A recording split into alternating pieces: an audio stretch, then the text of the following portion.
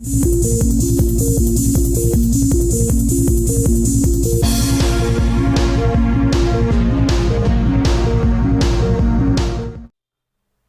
दोस्तों, dynamic classes में आप सभी का स्वागत है। हम पढ़ रहे हैं इस समय यूरोपियन आर्ट और यूरोपियन आर्ट में हमारा कल जो टॉपिक समाप्त हुआ वो फाववाद या जंगलवाद था, जो पूरी तरीके से हमने विस्तार से पढ़ा, एक एक टॉपिक को अच्छी तरीके से समझा।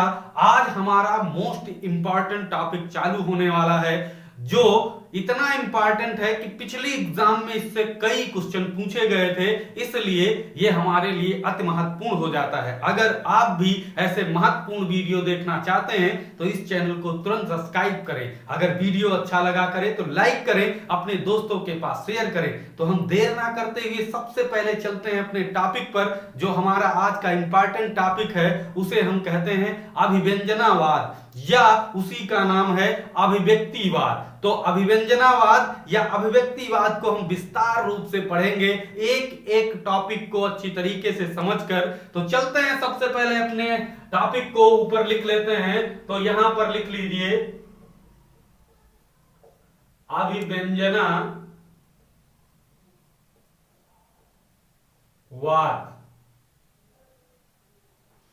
या इसे ही कहते हैं अभिव्यक्तिवाद। अभिव्यंजनावाद या अभिव्यक्तिवाद अगर आता है तो समझ जाइएगा वो वही है, एक ही चीजें हैं। तो इस टॉपिक को हम आज विस्तार से पढ़ने वाले हैं। इसे भावनात्मक वाद से भी जोड़ सकते हैं, क्योंकि इसमें भावना को अधिक महत्व दिया गया है। तो भावनात्मक कला किसमें देखने को मिलती है? अभिव्यंजनावाद में मिलती है। तो ये मोस्ट इंपॉर्टेंट है। तो सबसे पहले हम समझ लेते हैं ये अभिव्यंजनावाद है क्या। तो यहां पर हम पहला एक टॉपिक लिखते हैं, आप लोग भी नोट कर लें, क्योंकि इससे भी क्वेश्चन पूछा जा सकता है। तो लिख सकते हैं आप यहां पर, कलाकार जब बाह्य रूप की उपेक्षा करके विषय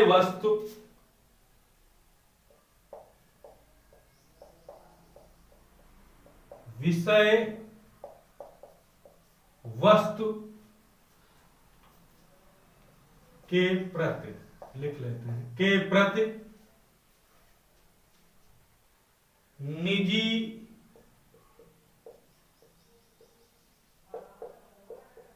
भावनाओं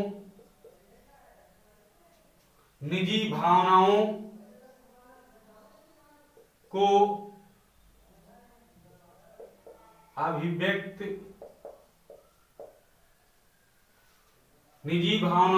अभिव्यक्त करने के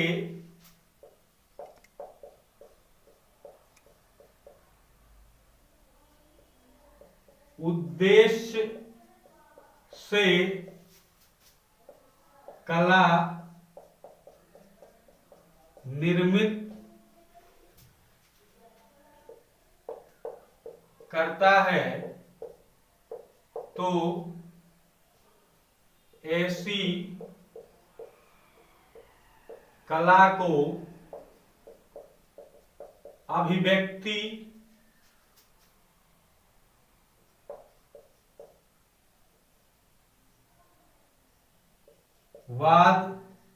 या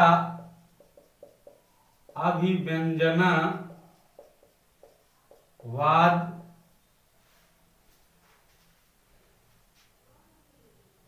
की कला कहते हैं। मोस्ट इंपॉर्टेंट है इस टॉपिक को समझना। यहां पर लिखा है, कलाकार जब बाह्य रूप की उपेक्षा करके विषय वस्तु के प्रति निजी भावनाओं को अभिव्यक्ति के उद्देश्य से जब कोई कला निर्मित करता है, तो ऐसी कला को अभिव्यक्ति कलावाद या अभिव्यंजनावाद की कला कहते हैं। तो बड़ी इंपॉर्टेंट तरीके से है। अगर ये भी पूछ लिया जाए कि ये किस वाद की परिभाषा है तो आप तुरंत अभिव्यंजनावाद या अभिव्यक्तिवाद को देखेंगे। अब हम बात करेंगे यहां पर ये कुछ अन्य चीजें, जैसे यह गोथिक कला से प्रेरित है, यह गोथिक कला से प्रेरित है। ये भी इंपॉर्टेंट चीज है, इसको भी नोट कर सकते हो। या गोथिक कला से प्रेरित है। अभिव्यंजनावाद किससे प्रेरित था? तो ध्यान रखना है गोथिक कला, या इसकी तुलना गोथिक कला के गूढ़ भावनात्मकता से की जाती है। ये भी क्वेश्चन पूछा जा सकता है। या जो अभिव्यंजनावाद है इसकी तुलना गोथिक कला की भावनात्मकता से की जाती है, ये भी आप आ सकता है। तो वही चीज है, गोथिक कला से प्रेरित है। दूसरी चीज एक ध्यान रखना है, यह आत्मनिष्ठ कला है। यह आत्मनिष्ठ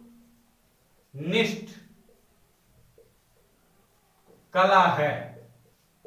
अगर आ जाए आत्मनिष्ठ कला कौन सी है, अगर अभिव्यंजनावाद उसमें है तो उसे हम आत्मनिष्ठ कला कह सकते हैं, क्योंकि इसका प्रेरणा स्रोत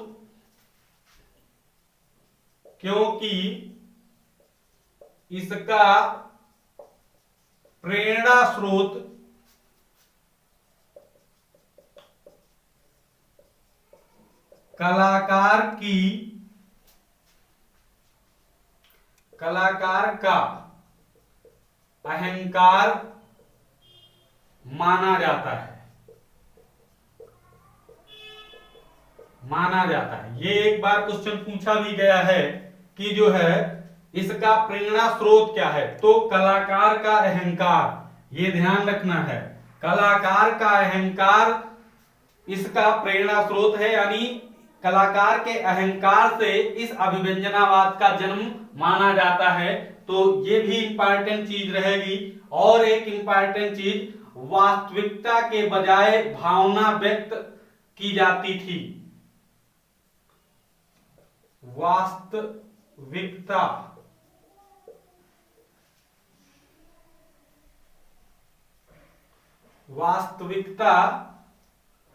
के बजाय भावना व्यक्त की जाती थी।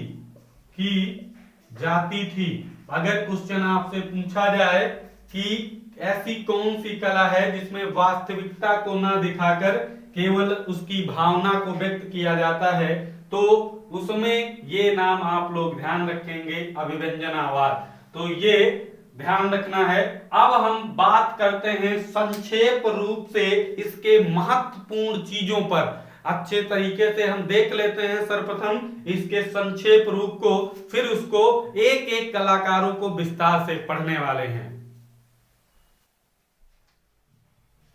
तो अभी तक हमने देखा कि उसके परिभाषा से बनने वाले क्वेश्चनों पर आधारित जो कुछ टिप्पणियां थी उन पर चर्चा किया। अब हम उस अभिव्यंजनावाद के जो संक्षेप चीजें पूछी जाती हैं बार बार परीक्षाओं में, तो उन पर चर्चा कर लेते हैं। तो सबसे पहले तो हम समय याद रखेंगे। समय, तो समय इसका क्या है, तो 20वीं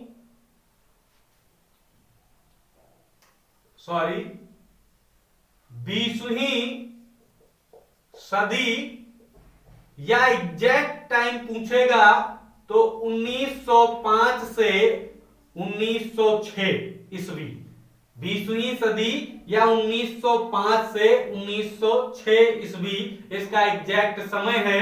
अगर देश की बात करेगा, देश की कौन से देश में है पूछी जाती है, ये अभिव्यंजनावाद किस देश की कला है, तो ध्यान रखना है इसमें नाम जर्मनी का आएगा, फ्रांस अब नहीं होगा, इसमें जर्मनी का नाम आएगा। ये चीज इंपॉर्टेंट है। अगर इसमें प्रणेता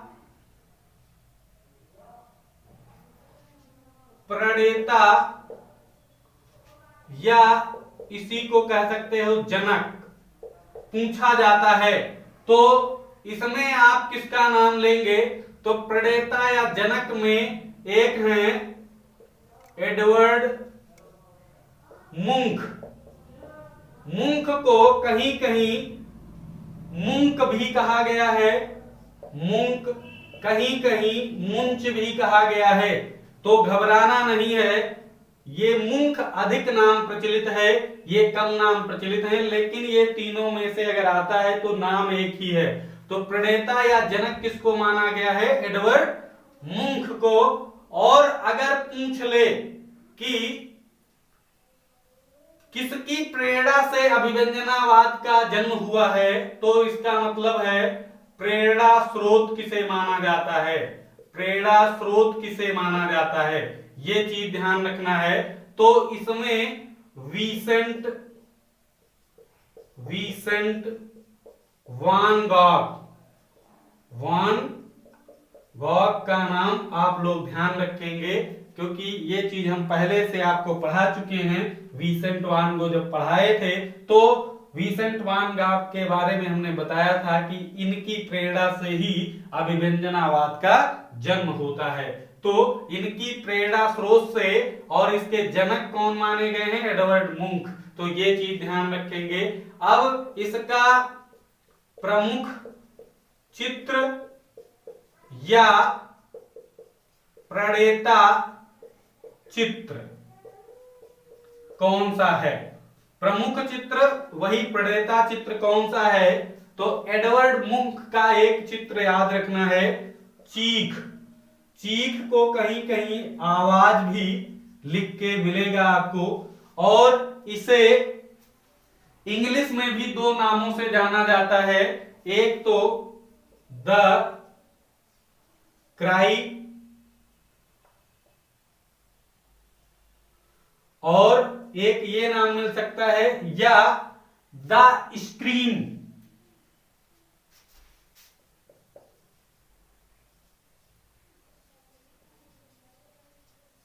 द स्क्रीम ये ध्यान रखना है।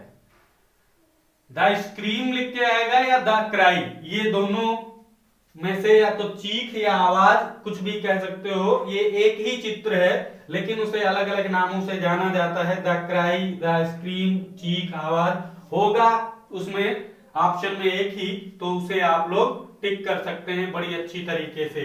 अब इसके हम प्रमुख कलाकार देख लेते हैं कौन कौन से हैं। तो सबसे पहले तो एडवर्ड मुंक का नाम इसमें लिख लेते हैं, यहां प्रमुख कलाकार डाल देते हैं। प्रमुख कलाकार, इसके प्रमुख कलाकारों में सबसे पहले नाम जो आता है वो है एडवर्ड मुंक।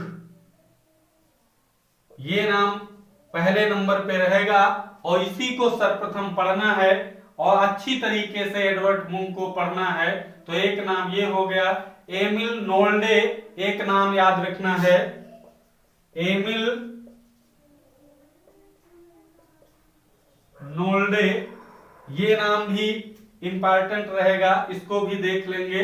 और एक वैस्की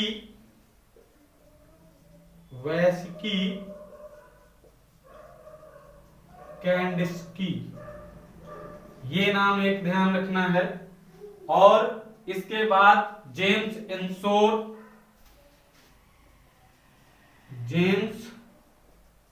एंसोर, ये नाम याद रखना है।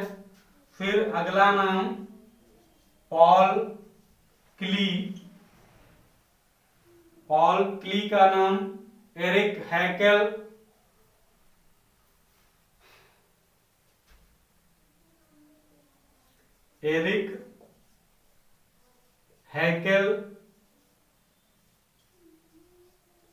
ये ज्यादा महत्वपूर्ण नहीं लेकिन अभिव्यंजनावाद से है, इतना याद रखना है।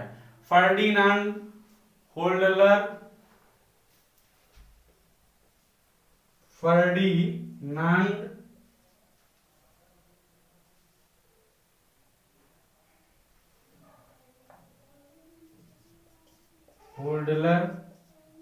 ये नाम एक याद रखना है। फर्डिनांड होल्डलर और ऑस्कर कोकोस्का, ऑस्कर कोकोस्का, ऑस्कर कोकोस्का एक नाम है। एक फ्रैंज मार्क है,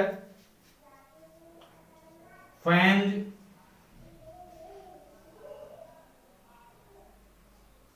मार्क एक नाम है, और एक नाम और याद रखना है, ऑगस्ट मैके,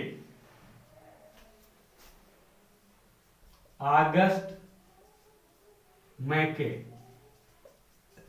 ये इतने नाम आपको अच्छी तरीके से याद रखना है। Edvard Munch, Emil Nolde, Wassily Kandinsky, James Ensor, Paul Klee, Erich Heckel, Ferdinand Hodler या होल्कर कहीं कहीं नाम आता है, या Oskar Kokoschka, Franz Marc, August Macke, ये इतने इंपॉर्टेंट नाम सिर्फ किससे संबंधित हैं? अभिव्यंजनावाद से।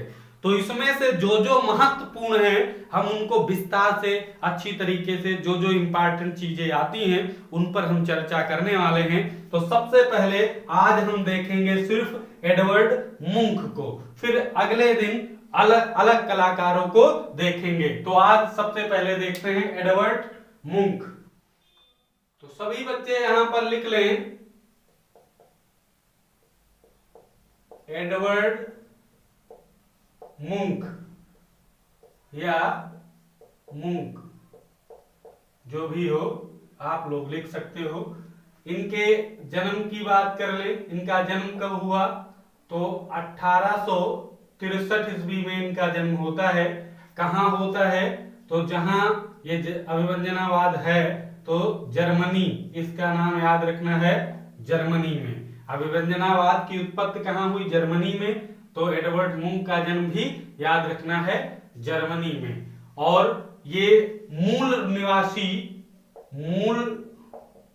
निवासी अगर पूछ ले तो ये नॉर्वे के थे, नॉर्वे के मूल निवासी ये नॉर्वे के थे, लेकिन जन्म इनका जर्मनी में हुआ था।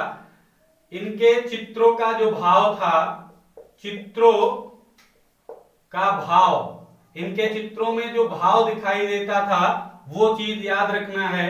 तो निराशा एक चीज याद रखेंगे, निराशा, और एक चीज भयानकता। भयानक इनके चित्र हुआ करते थे, डरावने हुआ करते थे। तो निराशा या भयानकता ये चीज ध्यान रखना है, क्योंकि भयानकता से एक चीज याद आ गई है तो लिख लेते हैं यहां पर, इब्सेन के नाटक भूत के लिए पर्दों को चित्रित किया था। इब्सेन के नाटक जो भूत के लिए पर्दे बनाए जाते थे, उन पर्दों को चित्रित करने का काम किसने किया था? तो एडवर्ड मुंक याद रखना है। ये भयानकता से आज याद आ गया तो आप लोग इसको नोट कर सकते हो। क्वेश्चन अलग एग्जामों में, टीजीटी में तो नहीं देखा गया है, लेकिन अलग एग्जाम में ये पूछा गया था। तो एक चीज और ध्यान रखना है, जो द क्राई और या उसी को हम क्या कहते हैं? द स्क्रीम, द क्राई या स्क्रीम चित्र, ये स्क्रीम ज्यादा आता है। द स्क्रीम चित्र जो है, चित्र कितने माध्यम से बनाया है? द क्राई ना लिखो, यहां पर द स्क्रीम लिख लो। द स्क्रीन चित्र कितने माध्यम से बनाया है? तो इसका सही आंसर है 4 माध्यम। 4 माध्यम से इसको बनाया है, और वो 4 माध्यम जानते ही हैं आप कौन से, आयल हो गया और टेम्परा हो गया, टेम्परा हो गया और पेस्टल हो गया, पेस्टल और लिथोग्राफ्स, लिथोग्राफ्स, लिथोग्राफ्स। ये 4 माध्यमों से बनाया है, आयल, टेम्परा, पेस्टल, लिथोग्राफ्स, 4 माध्यमों से बनाया है इसे। इसके कितने संस्करण बनाए हैं, तो संस्करण भी ध्यान रखना है, 4 संस्करण इसके बनाए हैं। कब कब बनाए हैं ये भी हम आपको नोट करा देते हैं। तो एक बनाया है, पहला जो बना था 1800, पहला जो बना 1893 में बनाया था, जिसमें 3 माध्यम शामिल थे, आयल, टेम्परा और पेस्टल, पेस्टल, ये 3 माध्यम शामिल थे। दूसरा जो बनाया था वो 1895 में बनाया था, इसका माध्यम था लिथोग्राफ्स, लिथोग्राफ्स इसका माध्यम था, ये चीज ध्यान रखना है। तीसरा जो है वो फिर 1895 में ही बना दिया था, जो पेस्टल था, पेस्टल। और चौथा जो है, चौथा पेस्टल, ध्यान रखेंगे, पेस्टल, पेस्टल। और चौथा जो है वो 1910 में बनाया था, 1910 में बनाया गया था। और ये टेम्परा माध्यम था, टेम्परा माध्यम, टेम्परा माध्यम था। ये जो 1910 वाला है ये 2004 में चोरी हो गया था, फिर से इसे 2006 में बरामद किया गया था। 2004 में इसकी चोरी हो गई थी, जो 1910 में संस्करण बना था, और फिर 2006 में इसको फिर से बरामद कर लिया गया था। तो ये इंपॉर्टेंट है, चीज ध्यान रखना है। थोड़ा इरेज करते हैं फिर बात करते हैं। और इनसे इंपॉर्टेंट चीज क्या याद रखना है, तो एक चीज और इनसे याद रखना है, अभिव्यंजना वाद का मुख्य कलाकार अगर पूछेगा, मुख्य कलाकार, तो मुंख को माना जाता है, एडवर्ड मुंख को, ये ध्यान रखेंगे, मुख्य कलाकार माने जाते हैं। और अगर क्वेश्चन आए अभिव्यंजना वाद के किस कलाकार के चित्रों में बीमारी दिखाई पड़ती है, पड़ती है, तो एडवर्ड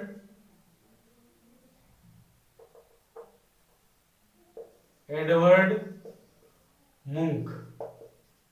इनका एक चित्र भी है, बीमार लड़की, बीमार लड़की, इनका एक चित्र भी है, इससे याद रखना है। दोनों चीज याद रखेंगे। अभिव्यंजनावाद के किस कलाकार के चित्रों में बीमार चित्र, अभिव्यंजनावाद के किस कलाकार के चित्रों में बीमारी दिखाई पड़ती है, तो एडवर्ड मुंक। और बीमार लड़की का चित्र एडवर्ड मुंक ने बनाया है, ये चीज ध्यान रखना है। अब प्रसिद्ध चित्र ही लिख लेते हैं, प्रसिद्ध चित्र इनके देख लेते हैं। तो सबसे पहले तो वही एक नाम याद रखना है, आवाज, या इसी को कह सकते हो चीख, ये। और इंपॉर्टेंट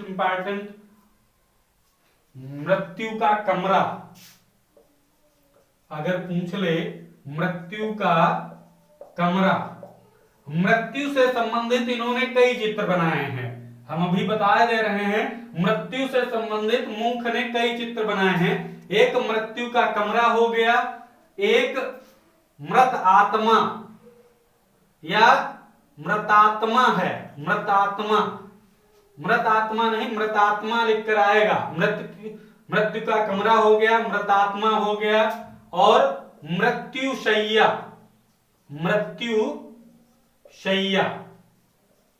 ये भी चित्र इन्हीं का है। और केवल मृत्यु, ये इतने मृत्यु से संबंधित चित्र इनके याद रखना है। मृत्यु का कमरा, मृतात्मा, मृत्युशैया और मृत्यु, ये सभी किसके हैं? तो एडवर्ड मूंग के चित्र हैं। एक अगला याद रखना है, बसंत ऋतु की शाम। बसंत ऋतु की शाम अगर पूछे तो ये भी चित्र मुंख का है। और जीवन की चित्रावली, कहीं कहीं लिख के आता है बालक की जीवन चित्रावली, और कहीं कहीं बालक को हटा दिया जाता है, केवल आता है जीवन की चित्रावली। जीवन की चित्रावली तो वो एक ही है, बालक की जीवन चित्रावली या जीवन की चित्रावली एक ही है। इसका चित्रण इन्होंने किस किया है? मुंख ने, ये ध्यान रखना है। और अगला याद रखना है यौवन प्राप्त, ये भी किसका चित्र है? तो मुंख का है। बीमार लड़की हो ही गया है, बता देते हैं, फिर से लिख लो, बीमार लड़की। और एक चित्र है द किस चित्र किसका है? तो ये ध्यान रखना है, मुंख का है। और एक गुस्ताव क्लिंट हैं, उनका भी चित्र काफी प्रसिद्ध है, द किस। गुस्ताव क्लिंट का है और मुंख का भी द किस है, लेकिन प्रसिद्ध सबसे ज्यादा ये नहीं है। गुस्ताव क्लिंट का बहुत प्रसिद्ध है, तो दूसरे नंबर पर इसको भी कह सकते हो कि ये भी चर्चा में है। और अगर आ जाए द किस मूर्ति किसने बनाई है? मूर्ति अगर पूछ ले द किस मूर्ति, तो मूर्ति में रोंदा का नाम याद रखना है। रोंदा ने द किस मूर्ति बनाई है, ये चीज अलग है, ध्यान रखना है। मूर्ति रोंदा ने बनाई है। द किस चित्र किसने? दो लोगों ने बनाया है, मुंख ने और गुस्ताव क्लिंट ने। तो क्लिंट वाला ज्यादा प्रसिद्ध है, ये कम प्रसिद्ध है, लेकिन इन्होंने बनाया है, ये ध्यान रखना है। और बात करें, एक इंपॉर्टेंट चीज इससे रह गई है, तो ये चीज जरूर ध्यान रखना है, सेतु संस्था की स्थापना कब और किसने की थी? अगर ये क्वेश्चन पूछा जाता है, सेतु संस्था की स्थापना कब और किसने की थी, तो ये नाम याद रखना है, एडवर्ड मूंख ने की थी। कब की थी? तो 1905 ईस्वी में की थी सेतु संस्था की स्थापना। और किसने की थी? तो एडवर्ड मूंख ने की थी। कब की थी? तो 1905। और कहा जाता है इस सेतु संस्था से ही अभिव्यंजनावाद की उत्पत्ति मानी जाती है। सेतु संस्था से ही अभिव्यंजनावाद की उत्पत्ति मानी जाती है, ये इतिहासकारों का मानना है, क्योंकि 1905 इस संस्था का स्थापना वर्ष है। और अभिव्यंजनावाद की शुरुआत भी किससे मानी जाती है? 1905 से 1906 तक।